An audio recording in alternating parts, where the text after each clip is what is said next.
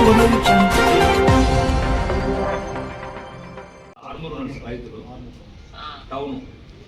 ఆర్మూర్కి MPR Armoor ఇవ్వాలి. అవును sir.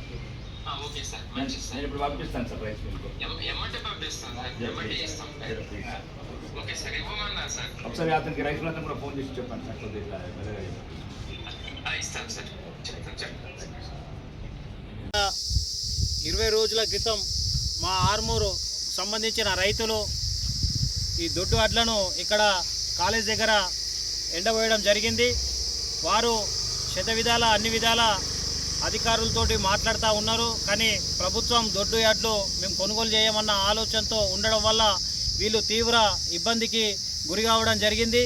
ఈ విషయాన్ని నేడు మన ఆర్మూర్ ఎమ్మెల్యే గౌరవనీయులు రాకేష్ అన్న దృష్టికి ఈ రైతులము ఇక్కడ ఈ 3 కొంతల సదర్లమైనటువంటి నేను, మా బొల్లుపోతన్న, నారాయణ మల్లన్న, మా రైతులైనటువంటి సిద్ధాపురం చిన్నయ్య, మరి లింగన్న, నారాయణ, ఇట్లా అందరం కలిసి ఈ చిట్టి బాజన్న, మన తోట చిన్నయ్య, వీళ్ళందరం కలిసి గుండు చిన్నయ్య అందరం కలిసి ఈరోజు గౌరవనీయులైన ఎమ్మెల్యే గారి రాకేష్ అన్నను కూడా కలవడం జరిగింది.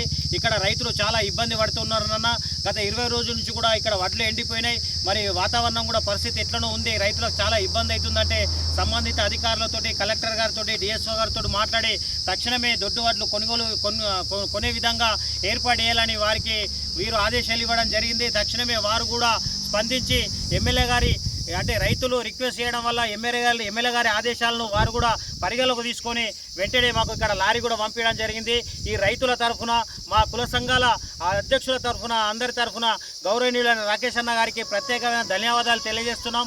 అట్లాగే ఈ సంబంధిత అధికారులు డిఎస్ఓ కానివ్వండి, కలెక్టర్ కానివ్వండి, మెప్మా అధికారులు కానివ్వండి, అందరికి కూడా పేరు పేరున మేము రైతుల తరఫున ప్రత్యేకమైన ధన్యవాదాలు తెలియజేస్తున్నాం. మేము ఒకటే కోరుతున్నాం, మేము కోరేది ఏంటంటే ఇక్కడ అమాలి వాళ్ళని కూడా ఎక్కువ ఉంచి రైతులకు ఇబ్బంది కాకుండా చూసి తక్షణమే ఈ వడ్లను కొనుగోలు చేసే విధంగా తక్షణమే చర్యలు తీసుకోవాలని, వీలైతే అమాలను కూడా ఎక్కువ పెట్టి కొనుగోలు చేసే విధంగా చేయాలని మరొకసారి మేము విన్నవించుకుంటున్నాం. ఎందుకంటే ఇప్పుడు మా అన్నగారు రాజకీయాల్లో రాకేష్ అన్న గారు ఒక రైతు పక్షపాతి అని నేటితో నిజమైంది. వారు అన్ని విధాల ఆహరించాలి, ఏ కష్టమున్నా నా దగ్గరికి తీసుకురండి, సమస్య పరిష్కరించే విధంగా నేను ప్రయత్నం చేస్తాను అంటూ ఉంటాడు. కాబట్టి ఈరోజు మేము అందరం కలిసి కూడా పోయిన వెంటనే మాకు స్పందించి ఈ విధంగా కొనుగోలు చేసే విధంగా ఏర్పాటు చేసినందుకు వారికి మరీ ప్రత్యేకమైన ధన్యవాదాలు తెలియజేస్తున్నాం.